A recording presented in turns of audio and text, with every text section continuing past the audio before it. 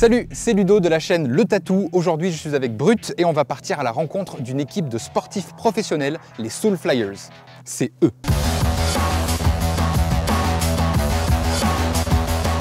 Et ça aussi, c'est eux.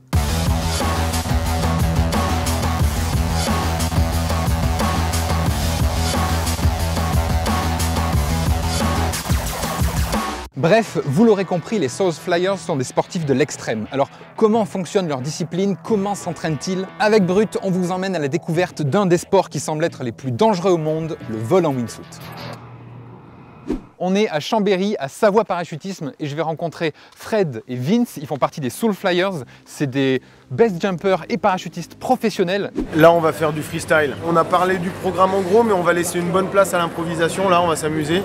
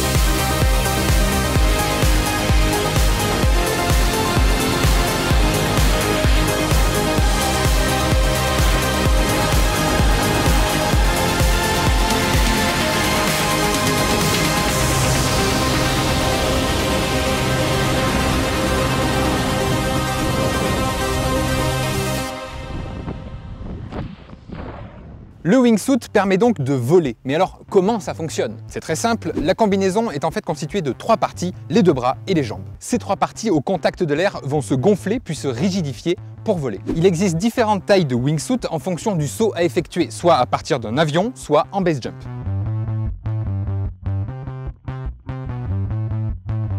Plus la combinaison sera petite, plus elle sera maniable pour faire des figures par exemple. Et plus elle sera grande, plus elle sera facile à stabiliser, utile dans le cadre d'un saut en base jump. On utilise l'avion comme moyen d'entraînement. On va aller s'entraîner sur certains moves qu'on va aller faire d'avion, parce qu'on peut les répéter, on a beaucoup plus de temps. Et puis une fois qu'on les a maîtrisés, on va aller les reproduire en base jump. Alors là, je vais essayer une combinaison de wingsuit. Pas sauter, hein, juste l'essayer vraiment. Et voilà, voir ce que ça donne. Donc là, tu l'enfiles là-dedans, ouais. Voilà, dans le bras. Tu vas fermer tes clissards. Hop. Voilà. Tu as une barrette de poitrine. Ouais, nickel. Tu vas prendre ton pied là, comme ça, et tu vas le rentrer dans le booster. Tu sens la petite semelle, il faut qu'elle soit bien à plat. Qu'elle soit au fond. Tu tires en bas jusqu'en haut. Ça, c'est beau quand même. Tu vas remonter. Alors, jusqu'en haut. Écarte les jambes, voilà. Tu peux faire des petites corrections avec ça en l'air, mais la plupart du pilotage, en fait, c'est avec se fait avec les épaules et aussi le buste, cambré, décambré, les genoux.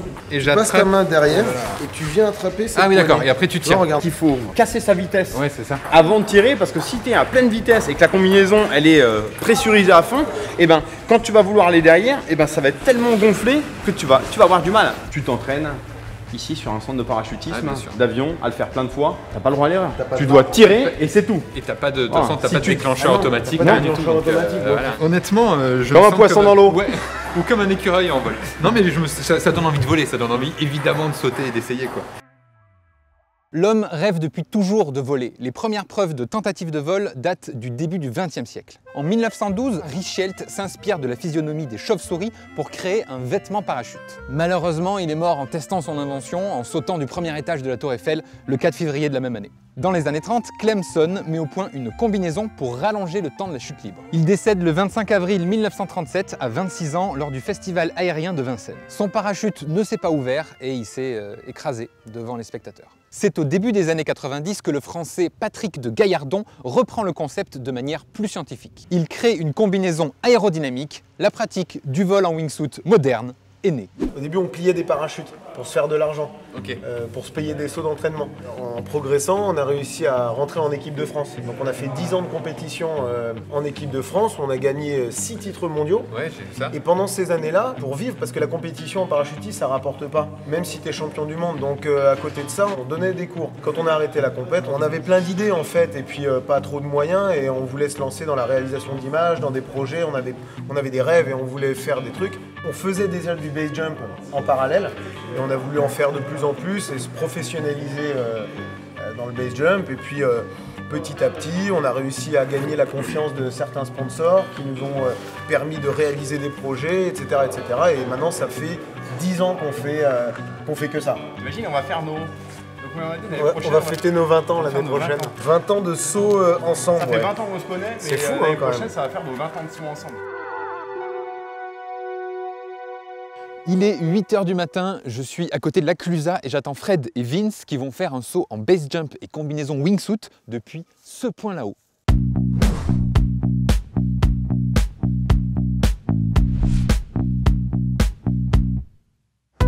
Salut! Tu vas bien? Ouais, super. Génial. Alors qu'est-ce qu'on fait? C'est quoi le programme? L'idée, c'est de voler donc, dans cette combe sur toute la partie en herbe qu'on voit là, jusqu'à finir au niveau des cailloux qui sont là, et puis ouvrir les parachutes à côté de la ferme et se poser près des vaches. En gros, je vais devoir monter jusque là-bas et normalement, ils vont me frôler. Je crois que donc on est prêt pour y aller. L'ascension à la montagne, c'est parti. Vous êtes dans quel état d'esprit là, juste avant le saut? Bon, on se sent plutôt bien. Ouais. Voilà, le moment de la marche, c'est toujours sympa. On discute un petit peu de la ligne de vol. C'est un moment aussi de détente où tu peux parler un petit peu de tout. Tu es en pleine nature, personne pour te déranger. Le vol, il s'adapte vraiment au terrain et au spot. Donc en fonction de la pente, en fonction de comment les montagnes elles sont placées, voilà, vraiment en fonction du terrain, on va prévoir le saut. Sur des sauts comme ça, on a un plan. Ouais.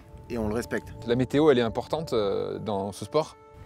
Ah bah la météo, elle est plus qu'importante. Elle est cruciale. Et surtout quand tu fais des sauts en montagne, ouais, tu es encore plus tributaire de la météo. C'est sûr que les prévisions, regarder un petit peu en avance ce qui va se passer, ça nous aide beaucoup. Mais après, tu peux pas enlever le moment où tu vas arriver sur place et tu vas pouvoir regarder et te dire bon bah ok, bah c'est... Ouais, bien sûr. Au-delà de la chute libre qui est déjà une sensation de dingue, pouvoir maintenant planer dans des pentes, le long des reliefs, le long des falaises, c'est dur à expliquer quoi. On peut regarder beaucoup de vidéos, mais c'est ce qu'on vit quand on le fait. Ouais, ça doit être fou. C'est complètement fou. La sensation, et ça donne incroyable. Trop envie de recommencer. Est-ce que après 1500 sauts en base jump, même après ça, on a toujours peur ou pas quand on saute? Ouais, il y a toujours une peur, ouais, c'est sûr. Une forme après, de peur, ouais. C'est pas naturel de se jeter d'une falaise. Ouais, je suis d'accord. On est très concentré avant le départ.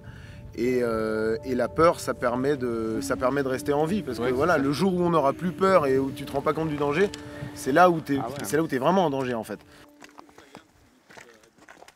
Je viens d'arriver à mon spot où je vais les attendre, à peu près à la moitié du chemin pour eux, parce qu'ils vont passer à côté de moi en wingsuit. Et eux, ils sont tout là-bas, là-bas.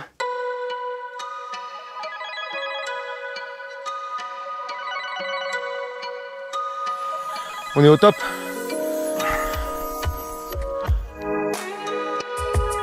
Et voilà, ça nous est arrivé.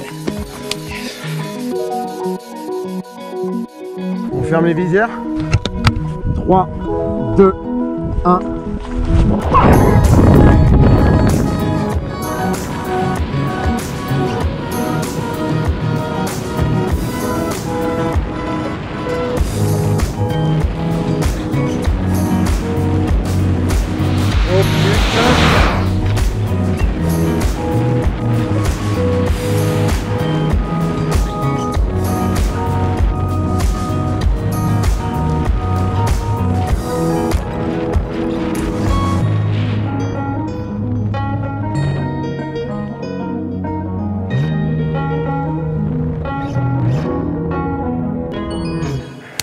C'était génial de pouvoir les voir aussi près. Ça faisait un moment qu'on avait cette idée-là en tête et qu'on voulait le faire. Et ça a trop bien marché. On s'est régalé, une fois de plus. Gavage. Légère tremblote. Je suis en redescente de la montée d'adrénaline. Adieu. J'étais un peu moins bon que l'autre jour. Mais tu vois, il y a quand même, ça passe large. on s'est laissé une demi-seconde d'écart. Et puis ça a fait que j'aurais laissé plus, je te rattrapais pas. C'est vraiment cool de pouvoir mettre des gens dans la pente et voler à côté. Pour eux, ça fait un joli spectacle et pour nous, ça fait des points de référence et du coup, c'est vraiment sympa. Ils sont passés tellement près. C'est incroyable. Bien. C'était hyper impressionnant. Et la vitesse et le bruit, je pensais pas que ça ferait autant de bruit en fait. Ouais, bah on est quand bruit, même il est- à 150 km/h. ça. Hein. C'est un sport qui est, c'est sûr, engagé, mais qui peut être fait en sécurité si on respecte son briefing, si on respecte son entraînement, si on respecte le spot sur lequel on va aller sauter par rapport à son niveau. Les gens, en fait, ils voient l'étape finale. Voilà, Ils ils voient pas la ils voient le préparation. truc, la vidéo sur YouTube avec un mec ouah, qui rase le sol. Ouais, c'est des malades. Sauf que pour en arriver là, il y a combien d'années de taf? Il faut que le grand public il puisse réussir un petit peu à distinguer un petit peu de la masse d'informations qu'il y a sur le web maintenant, et des gens qui font n'importe quoi, et puis bah, ceux qui essayent de rester en vie et puis de montrer une image positive de notre sport, quoi. On ne connaît pas exactement le nombre de personnes qui pratiquent le wingsuit en France. Le base jump et le wingsuit sont des disciplines qui ne nécessitent pas de licence à proprement parler. N'importe qui peut, demain s'il en a envie, acheter une voile et partir faire un saut. Mais ces disciplines peuvent être très dangereuses. Il y a des accidents mortels chaque année. Il est donc nécessaire d'avoir un entraînement acharné et des conseils de professionnels pour pouvoir effectuer ça en toute sécurité. T'es prêt? Je pense. Tu stresses un peu toi? C'est la première fois que je saute en parachute. C'est pas naturel de sauter d'un avion. Le fait d'avoir Fred et Vince à mes côtés, ça me rassure beaucoup. Après, ils m'ont avoué qu'ils pourraient rien faire s'il y a un problème, hein. Ce qui m'a beaucoup moins assuré.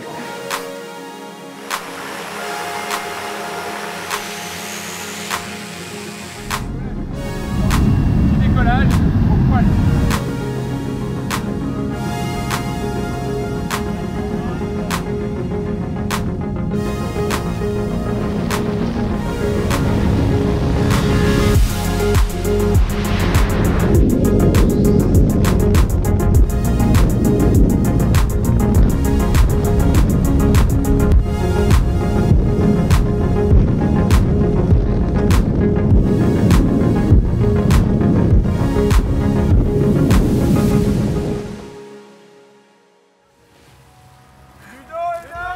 C'était, alors vraiment les gars, c'est l'une des meilleures expériences que j'ai fait de ma vie. Énorme. Bravo. Les gars, Bravo. C'était bonheur. Non mais attends, merci à vous. ta C'était tête dingue. du début à la fin, le gros smile, et tout. c'était Ah, le mec, C'était il était super, là. génial, les sensations. Putain, je ne m'attendais pas, vraiment pas à un truc aussi fou quoi. Bravo. C'était énorme. Ah, En plus, on était en kiff tous ensemble. Mais grave, à on se se donnait checker, les mains, arrêtez. les machins, on se checkait, c'était On énorme. n'a pas arrêté, Énorme. c'était la grosse stuff. Non, c'était Putain, énorme. je vais en refaire un, je pense. Énorme. Ah, mais obligé, c'est remonte. génial. Ouais, mais ça là, donne tu plus vois, envie c'est- de remonter. Putain, vous avez un sport de rêve, Ah, c'est c'est tellement bon. super, ça fait plaisir de le voir Tellement comme ça. Là, bon. Ah c'est ouais. génial. Ils ont le meilleur métier du monde parce que c'est leur passion. Le saut en parachute, le wingsuit, le base jump, c'est leur passion et ils arrivent à en vivre. J'ai appris énormément de choses. Déjà, il y a tout un truc autour de la sécurité qu'on ne se doute pas forcément. On pense que les mecs, ils arrivent, ils sautent point. Et bien pas du tout en fait. Et c'est ça qu'il y a de fou, c'est que c'est ultra calculé tout ça en fait. C'est un sport à part entière, vraiment.